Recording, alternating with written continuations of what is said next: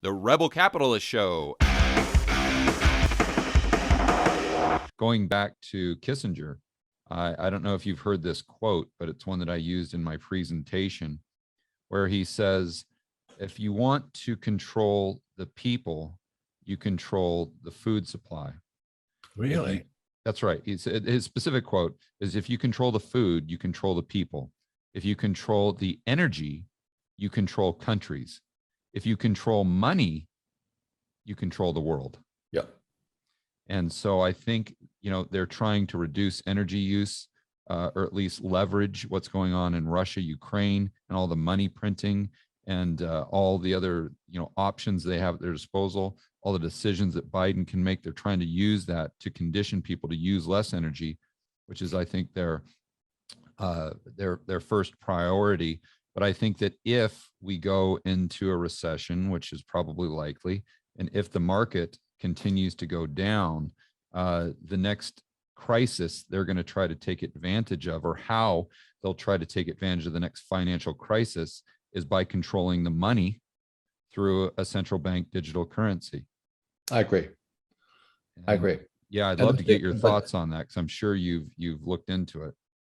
Oh, I'm a gold bug and silver bug. I don't save dollars, I say, because Kenny and I use debt. Yeah, right. Debt is money. That happened in 71. Debt and taxes are the way money's created. Other thing, as you know, the fractional reserve system. Mm-hmm. If you put $10 in the bank as savings, the bank lends out 100. Yeah, now they don't even lend that out. They just make new money that didn't exist before. Right. But the thing I'm watching overall, I'm being 75 years old last month. This is the first time we have a global debt crisis. Greece went down and all this stuff, and Cyprus went down, but this is the first time that the entire world is this much debt. And as record says, they can't stop it now. It's the Frankenstein's monster. So it's going to take down the entire world. But I could see that coming, going back to 1964, looking at little dime going, what is this copper tinge here? And then, as you know, on August 15th, 1971, Nixon took the dollar off the gold standard. And I was a Marine pilot flying in Vietnam in 72. And my rich dad says, hey, Nixon took the dollar off the gold standard. Again, it's macro. What does that mean? He says, the world's going to change. I went, look for some gold.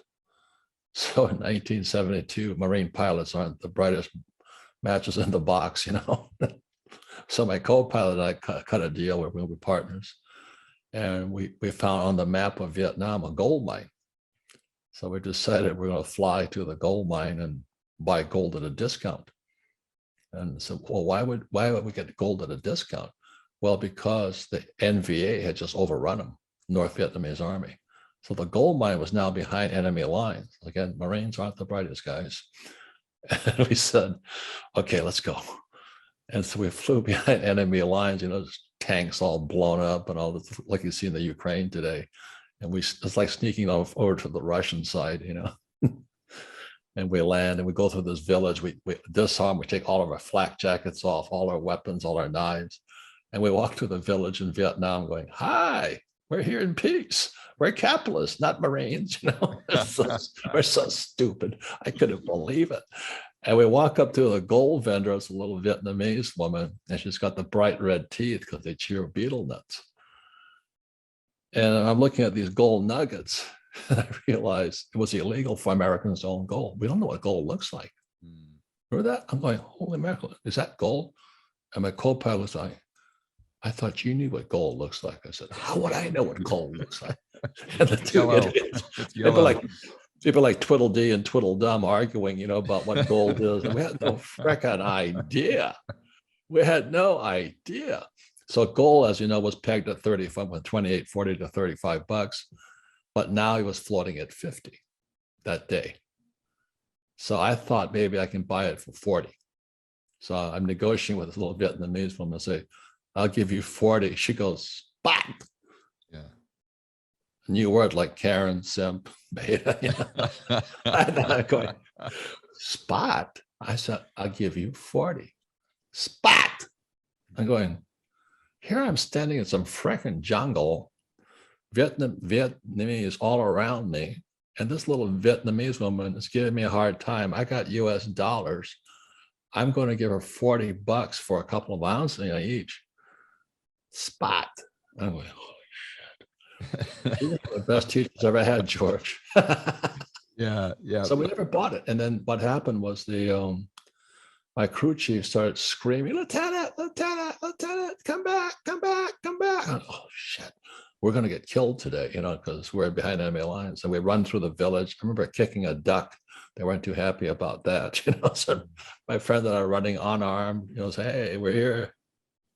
Run to a helicopter. There was no enemy.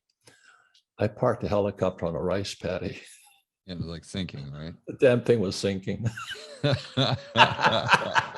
I said, Marines, even though the college degree, are still stupid. Yeah. But what's fascinating about this kind of the lead up in that whole story is it started like the seed that was planted in your head originally was looking at that dime, yes, or that quarter. That's macro. A little bit of copper, the macro, right? And today, I think what's similar is, at least in my mind, is when I started doing YouTube videos back in 2019, I was talking about a central bank digital currency. And back then, everyone was telling me that I was absolutely crazy, that I was fear mongering and I was a tinfoil hatter and, conspiracy theorist. And now you've got not only Jerome Powell, but you've got the IMF talking about central bank digital currencies. Yeah. I mean, China has basically is starting kind of the beta phase of their, right, or the trial phase, maybe a better word, for their central bank digital. Now it's mainstream. So for me, looking at the macro, that's kind of my moment where, or maybe it preceded that, but that's a moment, I guess, that really solidifies my view on the future, them pushing toward this central bank digital currency to achieve those objectives that go all the way back to Machiavelli and to Malthus. Amen. And the downfall of empires. Yeah. Because every time when the Romans debased their currency, was the end of the Roman Empire. Yeah. When the Chinese printed paper money, it was the end of the Chinese Empire thousands of years ago. Yeah. So the concern I have is I think we're at the end of the American Empire. Yeah, agreed. When they had to debase the currency. And that's what your friend Jeff Snyder says. We have the shadow banking system, which is an extension of the fractional reserve system. We don't know how much debt is out there. Yeah. We don't know. We do not know. So that's why, I started buying, I bought gold in Vietnam for the first time. And I started collecting silver back in '64. And I now own gold mines and silver mines. And I have tons of gold and silver. I also own oil because my college degree at the academy was oil. And so I was sailing oil tankers with Standard Oil out of California. And today I went in to buy oil wells. So that's why I said when the communist Biden cut down the XL pipeline and oil went from 30 to 130, I'm getting richer. Yeah. I don't own Exxon or Phillips, all that stuff. I own the oil. I'm a hard asset guy. So is Kenny. Yeah, I think the moral of the story there is we're going into tumultuous times. Yes. So you want to make sure that you've got at least a good percentage of your overall purchasing power out of the banking system and out of financial assets and out of paper assets and into something that's tangible. Because at the end of the day, that's how people throughout history have survived any type of wars, any type of hyperinflation, or past fourth turnings, which I think is something we're going into today, and will probably, be in until, oddly enough, probably 2030. Right, and that's the problem with CBDC, as you know, it's a surveillance system. Yeah. I mean, it's not any different than the dollar is today, except it's digital. It's not crypto, it's digital. And that means your account goes through the Federal Reserve instead of a commercial bank. Well, it's an You observe, control the credit. they have more Yep. tracking ability. Yep. Yep. And so the reason there's a long answer to the great question, why do I have gold and silver coins? They can't track them. Yeah. There you go. No, so let's say I want to buy your car. I can walk up to you and say, I'll give you silver coins. Yeah. But if I use CBDC, they track me. Yeah. Or if you want to buy the Communist Manifesto, you can do that without it reducing your social score. Correct. Yeah, social credit scores. Exactly. So that's the long answer to why I'm concerned about CBDC, is because it's another surveillance. It's like, it is really George Orwell's book, you know. It is, isn't it? It really is. Big Brother is watching. So CBDC is Big Brother. Yeah. You know, I was at a conference the other day, Robert, and I saw a guy that was wearing a t-shirt that said, make 1984 fiction again. I think it's a little late for that one. Yeah. Yeah.